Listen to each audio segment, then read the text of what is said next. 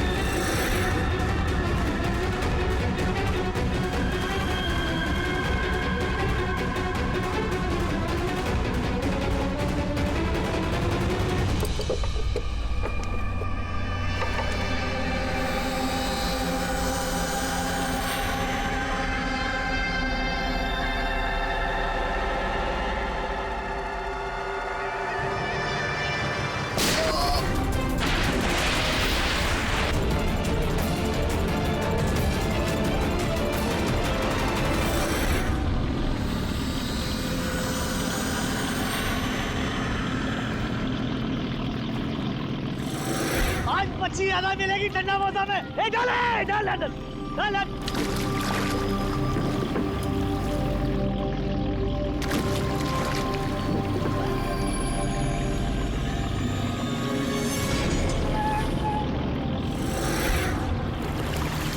खींचा खींच,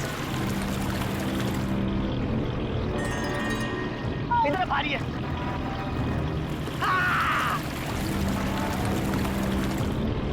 अरे देखो, अरे इतने सारे पैसे, अरे मेरी किस्मत चमक गई।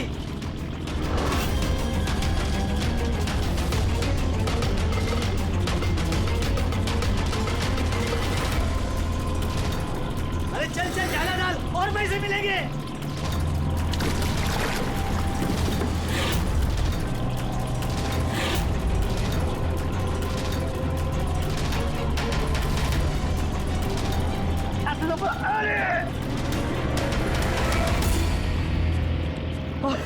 अरे क्या रे?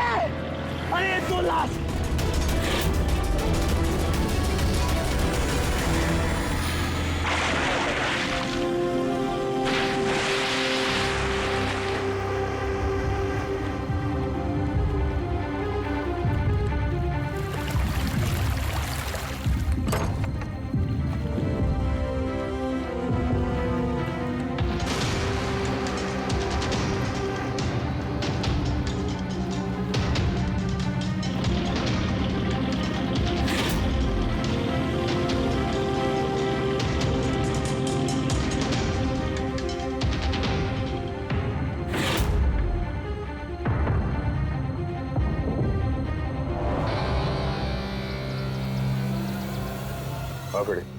कुछ मिला इन दोनों की जेब में? सर ये 2 आधार कार्ड मिले हैं, एक का नाम मदन है और दूसरे का राजू।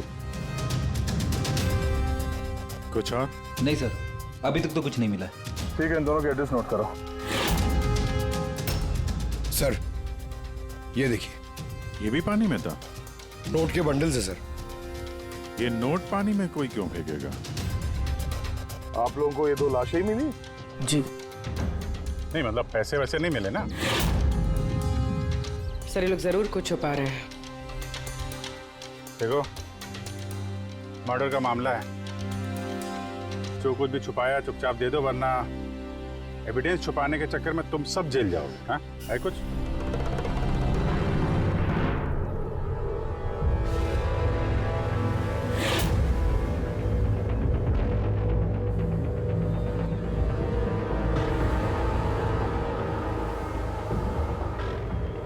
एक ही नदी में इन दोनों की डेड बॉडीज और इतने सारे पैसे, कोई इत्तेफाक तो नहीं है?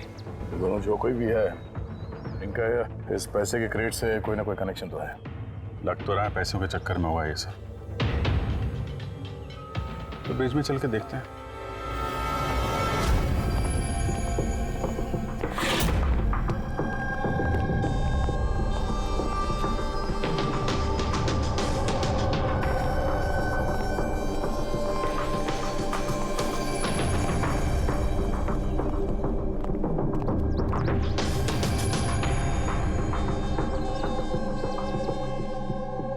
सर, लगता है कोई बड़ी गाड़ी ने आके ठोका है।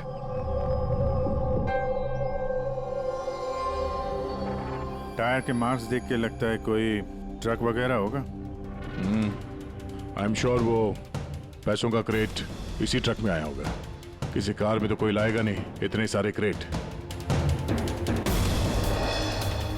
सर,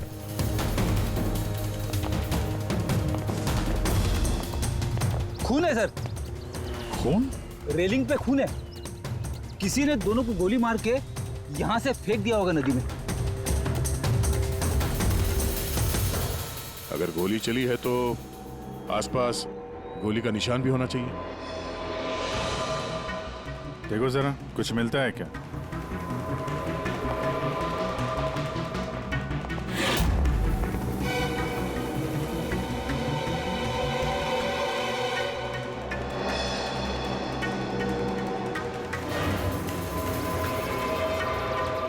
दया,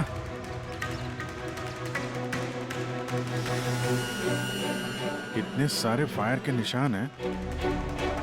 ऐसा लगता है यहाँ पे तो अंधाधुंध गोली चली है, जैसे कोई भाग रहा हो और पीछे से कोई गोलियां चला रहा हो। लेकिन सर उन दोनों बॉडीज को देखकर तो लगता है कि किसी ने नजदीक से शूट किया।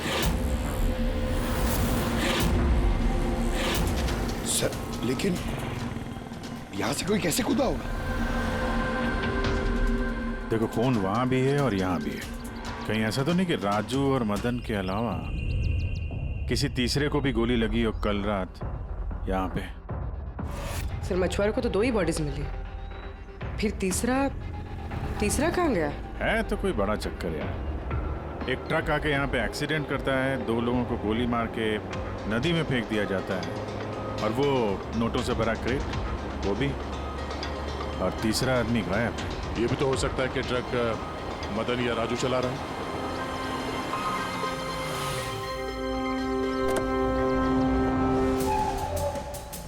Hello officers, my self Jaywant Khosla, intelligence bureau. यहाँ के सिलसिले में मैं एक टॉप प्रायोरिटी केस पे काम कर रहा हूँ। मुझे टिप मिली थी कि एक बहुत बड़ा इलीगल कंसाइनमेंट आने वाला है। मैंने आसपास के सारे मेजर हाईवेज और जंक्शंस पर नाकाबंदी करवा दी थी, लेकिन लोकल पुलिस को वहाँ से कुछ नहीं मिला। जरा खुल के बताएंगे? मुझे पता चला है कि आप लोगों को कुछ क्रेट्स मिले हैं, नोटों से भरे हुए। हाँ, मिले तो हैं। आप जरा बताएंगे आप किस केस पे काम कर रहे हैं? हमें यहाँ पे 2 बॉडीज भी मिली है नोटों के अलावा। इनका कोई आपस में कोई कनेक्शन है क्या? एक्चुअली मुझे पहले वो नोट देखने पड़ेंगे, उसके बाद ही मैं आपको कुछ बता सकता हूँ। ठीक है, चलिए हमारे साथ।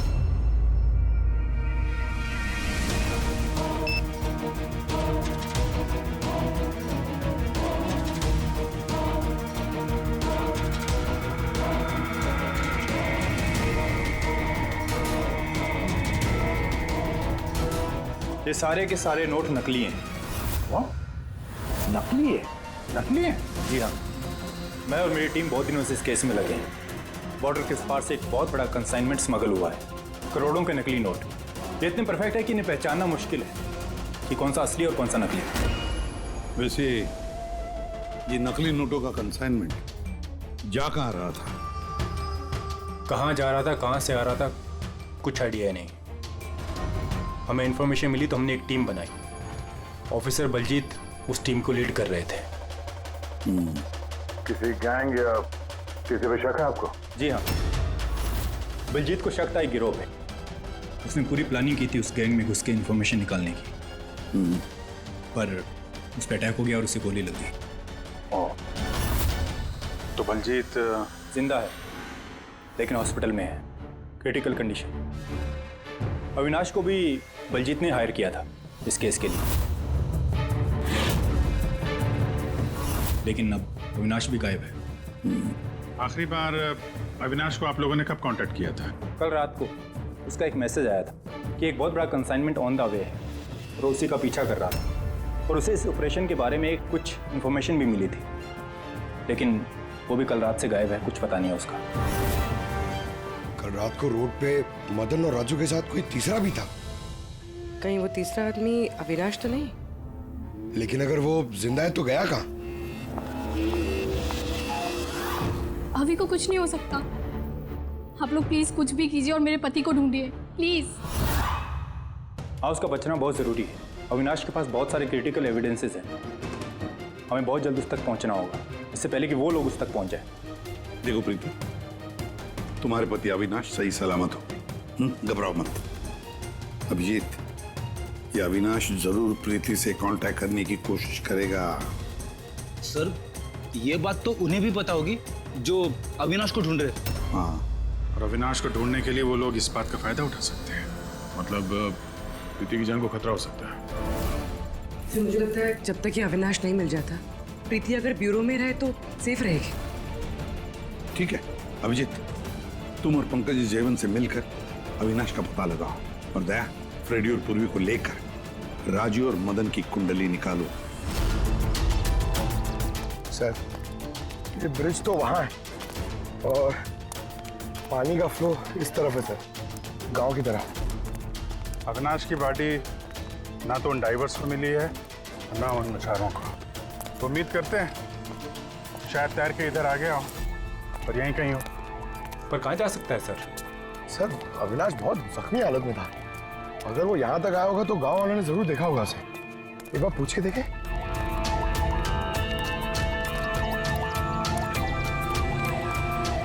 अरे भाई सुनना जरा। हाँ। हम लोग सीआईडी से हैं। हाँ?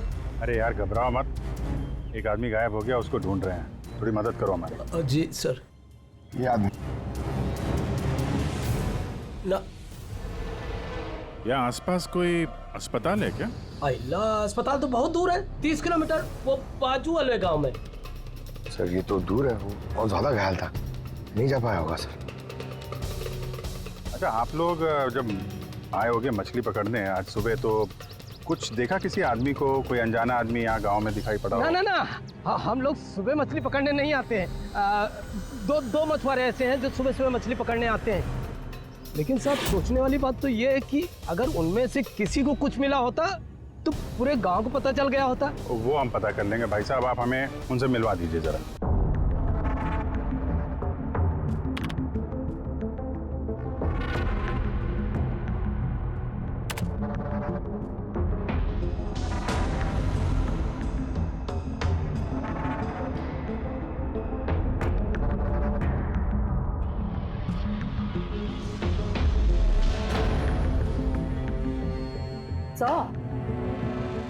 कुछ बताओ ना। एक मिनट। तारिका, आप इन कपड़ों में तो कुछ नहीं मिला है, लेकिन ये जो क्रेट्स है ना, इन क्रेट्स में जरूर कुछ मिला है। क्या? ये देखो, mercury, nitrogen oxide, sulphur peroxide और भी बहुत सारे केमिकल रेजिड्यूज इनमें से। इसका मतलब ये क्रेट्स ऐसी जगह से आए हैं जहां पर ये सारे केमिकल्स थे। ऐसी कौन सी जगह हो सकती है? शायद मैं जानता हूँ, क्योंकि मैंने कई बार पढ़ा है कि कुछ लोगों के लंग्स में ये सारे के सारे केमिकल रेजिड्यूज होते हैं। और जानती हो, वो लोग कोल माइंस के आसपास रहते हैं या कोल माइंस में काम करते हैं, क्योंकि ये सारे के सारे रेजिड्यू हैं कोल पावर प्लांट के बाई प्रोडक्ट। ये क्रेट्स किसी कोल माइन के आसपास रखी गई थी। लेकिन तारिका, सवाल ये उठता है कि ये ऐसा कोल पावर प्लांट इस शहर में है कहाँ? है ना सर, मतलब शहर में नहीं है, शहर से जस्ट बाहर है। ओके।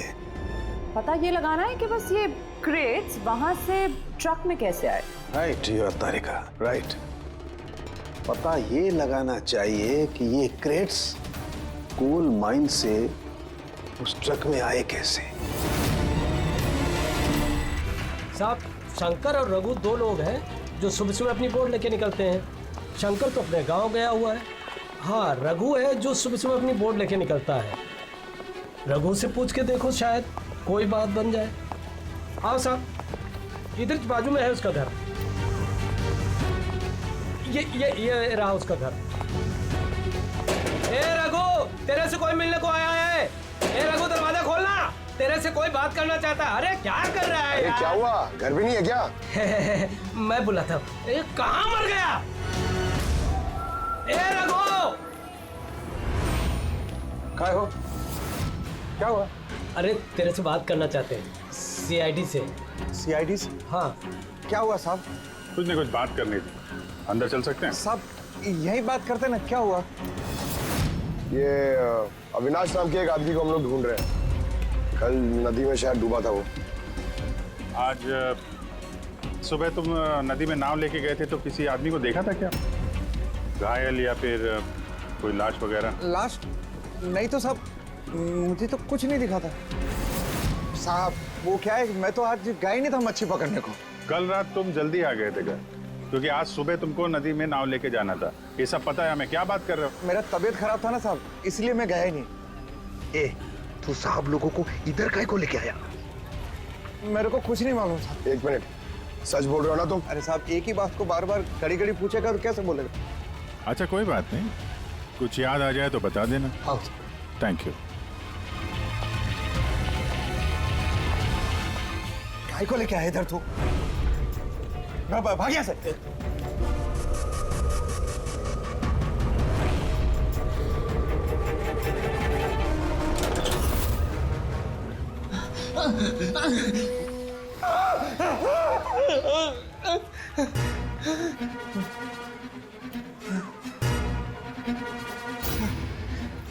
झूठ बोला हम लोगों से?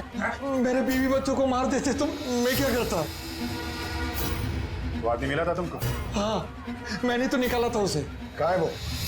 मुझे क्या मालूम, मलम पट्टी करके कमरे में सुलाया था, ठीक हो गया, पता ही नहीं चला कब उठ के चला गया। क्या? कहाँ गया वो? साहब मुझे कुछ और मालूम नहीं, मैं कैसे बताऊं? सर अब क्या करें?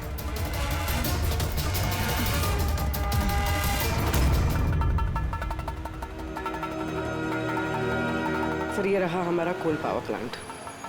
इसके आसपास टोटल 4 वेयर हाउसेस हैं जहाँ से वो क्रेट्स हो सकते हैं। ये वाला तो चेक कर लिया, अब बचे ये 3। और सर, ये 3 वेयर हाउसेस में से ये 2 वेयर हाउस प्लांट से काफ़ी दूर हैं। इनके और पावर प्लांट के बीच काफ़ी सारे बिल्डिंग्स हैं, तो इनके अंदर से केमिकल्स क्रेट्स तक पहुँचना थोड़ा मुश्किल है। तो बचाइए, ये पावर प्लांट से काफ़ी नज़दीक भी है और इसके आसपास खुली जगह भी है काफ़ी। वहीं चल के देखते हैं।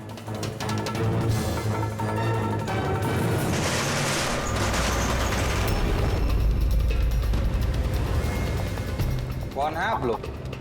क्यों? तुम लोगों के मिशन में डिस्टर्ब तो नहीं किया? मिशन? बनो मत, हमें सब पता है। कौन सा बिजनेस करते हो तुम? बिजनेस? ये आप क्या? सर, यहाँ फलों और सब्जियों का काम होता है सर। क्रेट चेक करो। आप लोग हैं कौन? एक मिनट, अपनी जगह पे खड़े रहो। सीआईडी से हम लोग।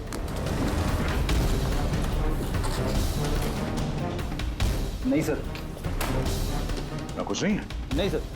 साहब, यहाँ सब्जी भाजी का ही बिजनेस होता है साहब। हमें तुम्हारे इन क्रेट्स में जाली नोट मिले। जाली नोट? हाँ, जाली नोट। आप चुपचाप मुंह खोलो, जो कुछ भी जानते हो। हाँ? सर, मुझे कुछ समझ में नहीं आ रहा आप लोग क्या कह रहे हैं। मैं यहाँ जब से काम कर रहा हूँ तब से सिर्फ सब्जियों और फलों को ही ले जाते हुए देखा है। हाँ साहब, फलों और सब्जियों का काम होता है साहब यहाँ। इन दोनों को जानते हो?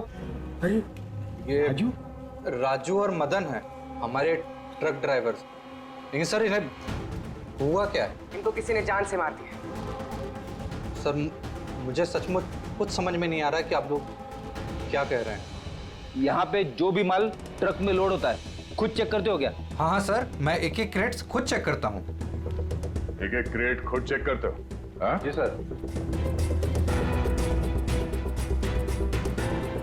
इसका मतलब है ट्रक यहाँ से निकलने के बाद बीच रास्ते में इन क्रेट्स में वो जाली नोट्स लोड किए जाते हैं। अच्छा, जरा ये रजिस्टर चेक करो, बताओ कि राजू और मदन माल डिलीवर करने कहाँ जा रहे थे?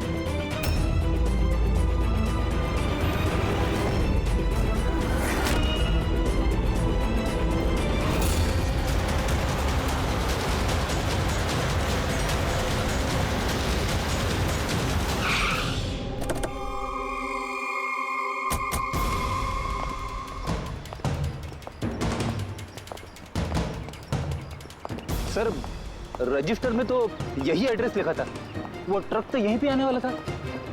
सर लेकिन ये तो शादी का ग्राउंड है। तो नकली नोटों का कंसाइनमेंट यहाँ शादी के ग्राउंड में क्यों?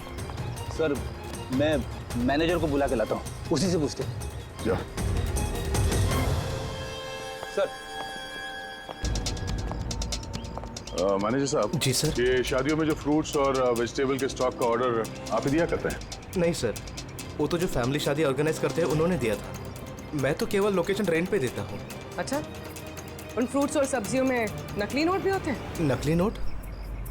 सर मुझे इसके बारे में कोई आइडिया नहीं है। आपने शादी में कुछ अजीब होते हुए देखा था या फिर सुना था? नहीं सर। पंकज ने जो फोटो भेजे थे वो दिखा।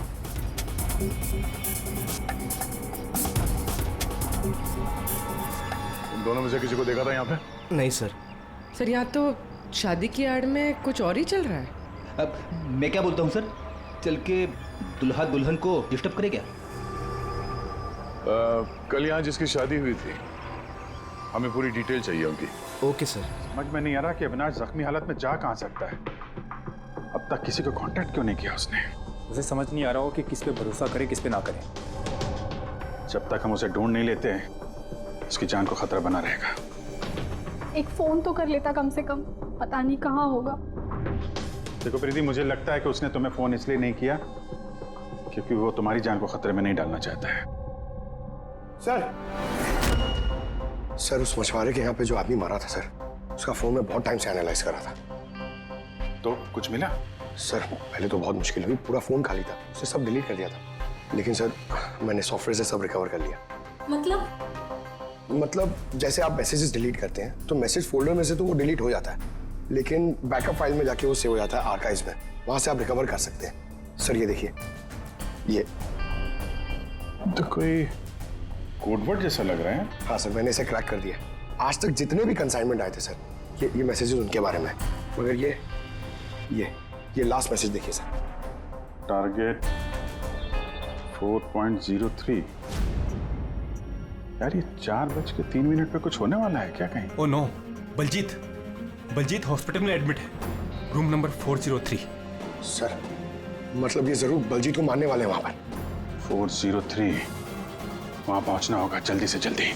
सर बेड नंबर 3 की ECG रिपोर्ट आ गई है। बाकी की रिपोर्ट मुझे हर 3 घंटे में चाहिए, ठीक है? Sir thank you so much, आपने मेरे भाई की जान बचा ली। Thank you so much.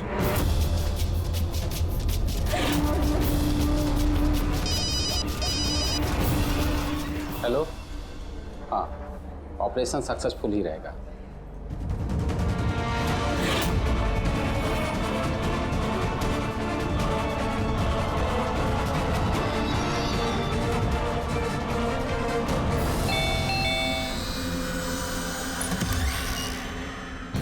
Binoy. Yes, आप लोग? हम लोग CID से हैं। डरिए मत, नई शादी हुई है ना तुम्हारी, इसीलिए बधाई देने आए हैं। By the way congratulation. हमारी शादी को तो 5 साल हो गए। लेकिन आपके पति की शादी तो कल ही हुई, पैराडाइज हॉल में, किसी सुरभि के साथ।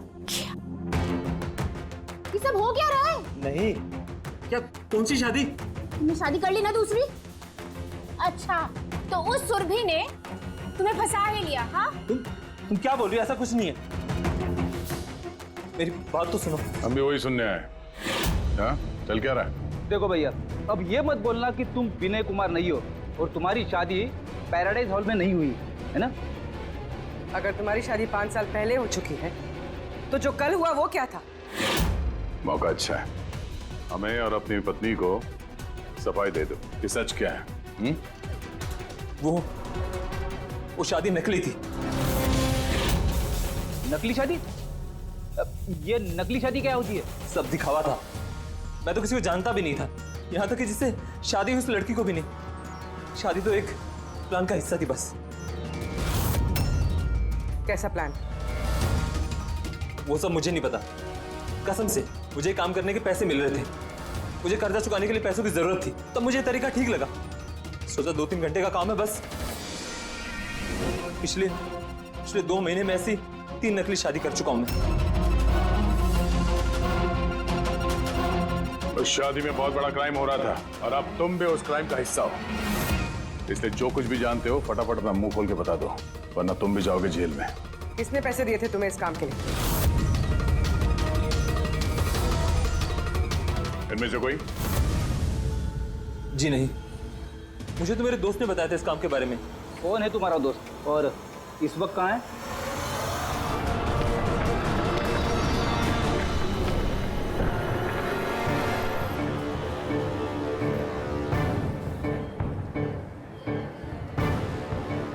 अपनी आईडी दिखाइए, तलाशी लो इनकी।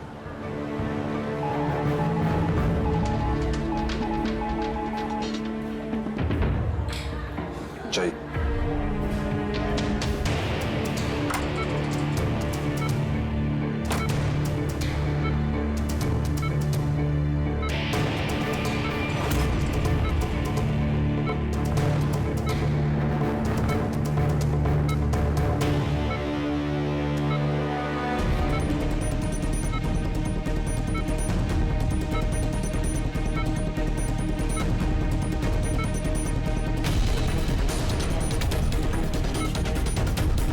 डॉक्टर आप कब आए? अभी अभी आए, बस अब ठीक हो जाएंगे सर। डॉक्टर साहब अनिया, बलजीत जी आप ठीक है? बलजीत कैसा है? कौन है आप लोग? हम लोग सीआईडी से हैं। बलजीत की जान को खतरा है। लेकिन ये तो पहले से बेटर फील कर रहे हैं।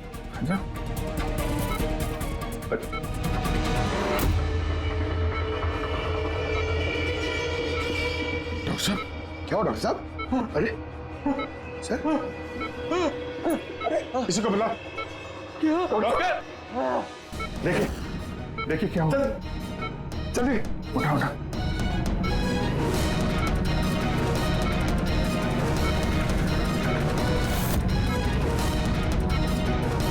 बलजीत बलजीत क्या हुआ? बलजीत जी, बलजीत जी अविनाश कहाँ है? क्या? विराज विराज बलजीत बलजीत नहीं पंकज, हाथ मत लगाओ। इनका चेहरा देखो, हाथ बिल्कुल वैसा ही हाल हुआ है जैसा उस डॉक्टर का हुआ है। सर ये विराज कौन है? हाँ ये विराज कहाँ से आ गया कहानी में?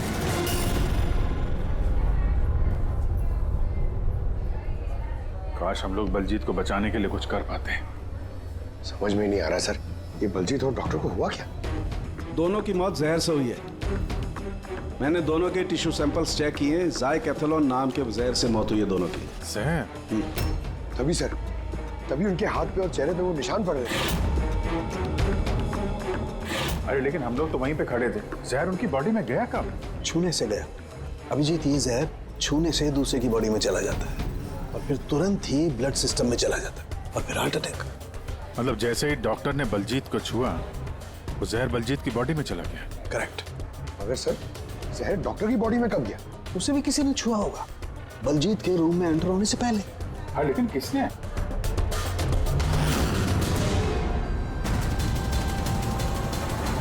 ये हॉस्पिटल का सीसीटीवी फुटेज चेक करते हैं।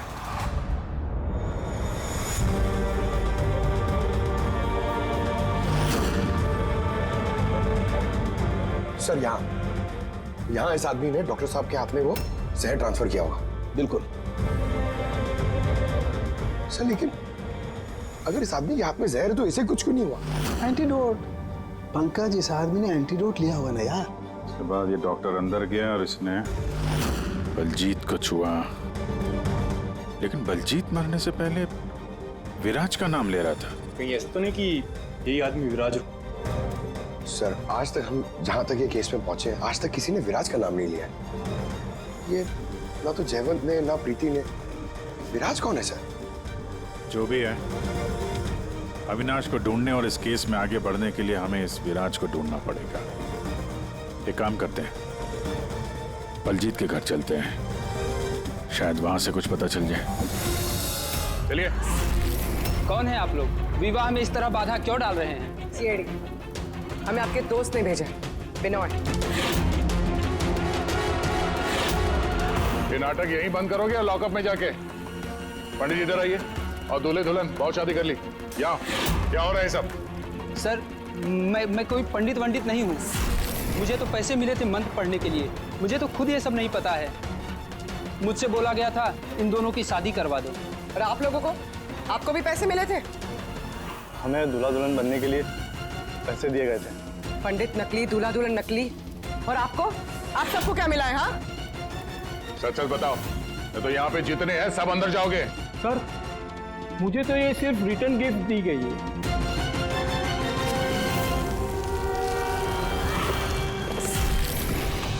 पैसे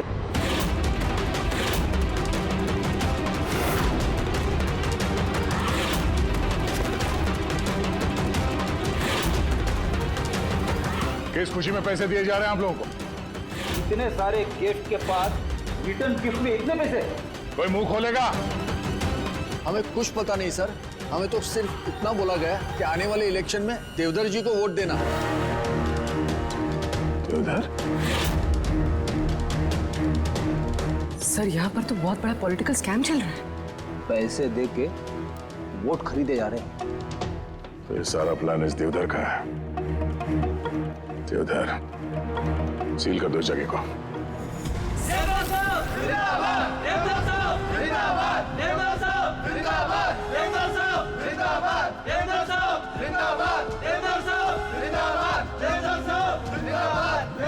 देवधर जी, हम लोग सीआईडी से हैं। आपसे अकेले में कुछ बात करना चाहते हैं। आइए, चलिए। देखिए ऑफिसर्स, मुझे लगता कि आप लोगों को कोई गलतफहमी हुई। कोई गलतफहमी नहीं हुई है। आप क्रिमिनल के साथ मिलकर पैसों से वोट बैंक खरीद रहे थे, सब पता चल चुका है हमें। नकली नोटों की वजह से देश की इकोनॉमी पूरी तरह गिर जाती है और ये आप अच्छी तरह से जानते हैं। इसके बावजूद आपने उन एंटी नेशनल क्रिमिनल्स का साथ दिया। लोगों के भरोसे के बदले धोखा दिया आपने इस देश को। क्रिमिनल के साथ साथ गद्दार भी हैं। अब ये बताइए कौन कौन शामिल है इस मिशन में, और वो नकली नोट का कंसाइनमेंट वो कहां से आया? ऑफिसर, इस कंसाइनमेंट के बारे में तो मैं कुछ नहीं जानता। ये जरूर है कि मैं ये चुनाव जीतना चाहता था, पर इस तरीके से नहीं। देवधर जी, गद्दी के लिए क्या क्या होता है ये आप भी अच्छी तरह से जानते हैं। पर मैं उन लोगों में से नहीं हूं जो राजनीतिक उठापटक के लिए कानून के साथ तोड़ फोड़ करते हैं, और मैं गद्दार भी नहीं हूं, और मैं अपने देश के साथ तो ये कर ही नहीं सकता।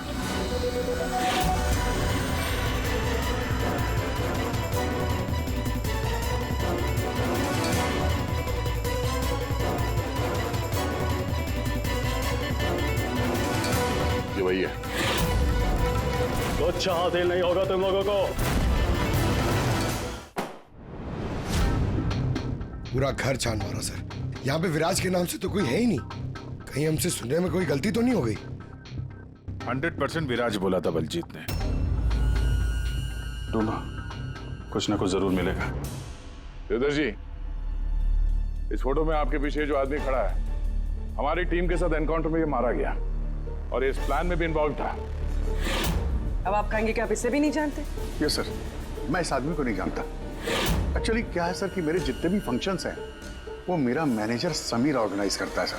सर इसको क्या, ये जो पीछे बैठे हैं इनमें से किसी को मैं नहीं जानता, और इस बंदे का तो मैं नाम भी नहीं जानता सर। मेरा विश्वास कीजिए प्लीज। सर कहीं ऐसा तो नहीं कि ये सारा प्लान समीर का हो? हो सकता है। देवधर जी, इस समीर को फोन करके यहाँ पे बुलाइए अभी इसी वक्त, और हाँ, उसे शक नहीं होना चाहिए।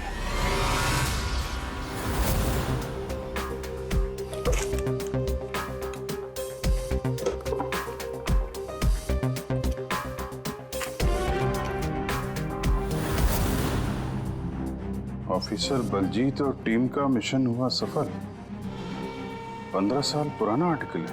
इतना पुराना आर्टिकल इतना संभाल के रखा है सर?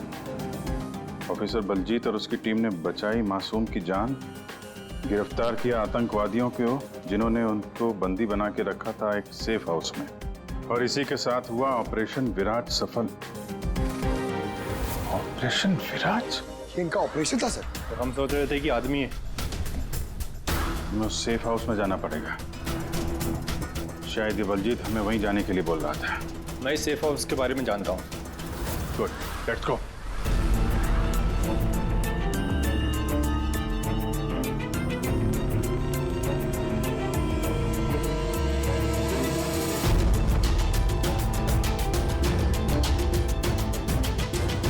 समीर मेरा फोन नहीं उठा रहा। सच बोल रहा हूं मैडम।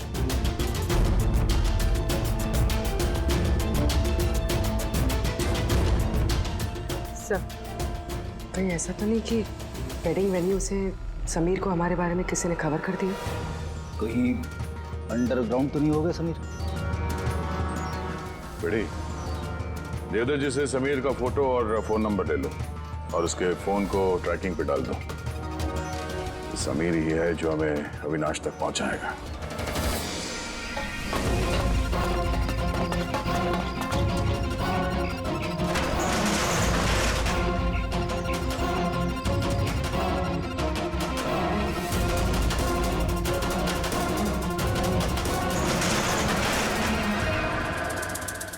कौन है?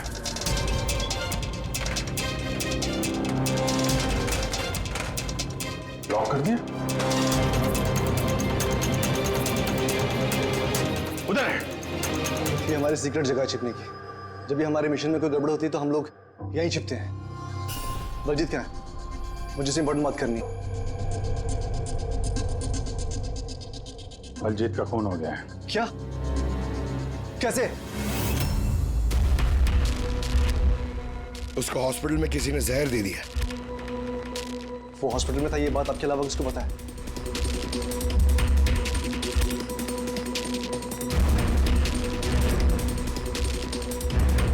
जयवंत, नाश, क्या पागल तो नहीं हो गया तू? तूने खून किया ना उसका? अरे मैं बलजीत को क्यों मारूंगा यार? तो किसने किया? अगर कोई बीच का आदमी इन्वॉल्व नहीं था तो हमारी टॉप सीक्रेट किसने लीक की? तूने की ना? बलजीत को तो वैसे पसंद नहीं था। मैं बकवास बंद कर अविनाश, और तू भी तो हो सकता है। अरे इतने दिनों से ठीक है, फिर भी गायब है। बोलना बोलना अब तू।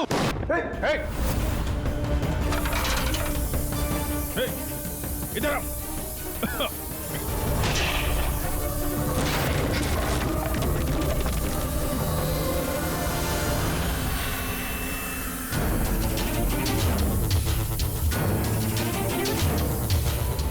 देवधर इलेक्शन में हारने वाला था।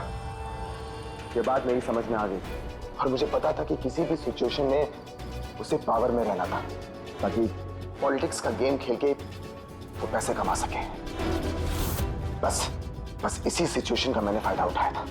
तुम जानते थे कि अगर देवधर के पास पैसा आएगा तो तुम्हारे पास भी आएगा, है ना? प्रीति जी, इतनी सारी फंडिंग आई कहां से आपके पास? मैं फॉरेन बिजनेस टाइकून्स और कॉर्पोरेट्स के साथ डील किया करती थी। मेरा टारगेट था कि मनी मार्केट में ज्यादा से ज्यादा नकली नोट भर सकूं। इसलिए तुम दोनों ने एक दूसरे की मदद करने का फैसला किया। तुमने वोट्स खरीदने के लिए पैसे सप्लाई करना शुरू किया और बदले में समीर इंफॉर्मेशन लीक करके तुम्हारा और तुम्हारी गैंग का ख्याल रखने लगा। लेकिन अविनाश को हमारे गैंग के बारे में पता चल गया और फिर तुमने अविनाश और बलजीत को मारना सही समझा। बलजीत को तो हमने संभाल लिया था, लेकिन अविनाश बच के निकल गया, वो भी पूरे एविडेंस के साथ। हमें किसी भी हालत में अविनाश तक पहुंचना था, इसलिए मैंने उसकी बीवी को मार दिया। और अविनाश की बीवी बनकर हमारे सामने आ गई और ये पूरा नाटक किया। तुम हमसे अपना काम करवा रही थी क्योंकि तुम जानती थी कि सीआईडी किसी न किसी तरीके से अविनाश तक पहुंच ही जाएगी। अच्छा प्लान बनाया। और प्लान सक्सेसफुल भी हो जाता अगर एंड मोमेंट पे हमारे आदमी गलती ना करते। राजू और मदन को किसी तरह पता चल गया कि उनके ट्रक में हम नकली नोट लेकर जा रहे हैं और फिर मेरे बेवकूफ आदमियों ने उन्हें मार के वही नदी में डाल दिया। गलत तरीके से पैसे कमाने के लालच में 5-5 मासूम लोगों की जानें ली तुम लोगों ने। अगर भूल गए तुम कि जुर्म की उम्र भी उतनी ही छोटी होती है जितनी नकली पैसों की होती है। सच्चाई तो सामने आ ही जाती है। अब जेल की सलाखों के पीछे सड़ते बैठना, तब तक फांसी का ऑर्डर आ ही जाएगा। ले जाओ इन दोनों को। For more updates, subscribe to our channel, click the show links and enjoy watching the videos.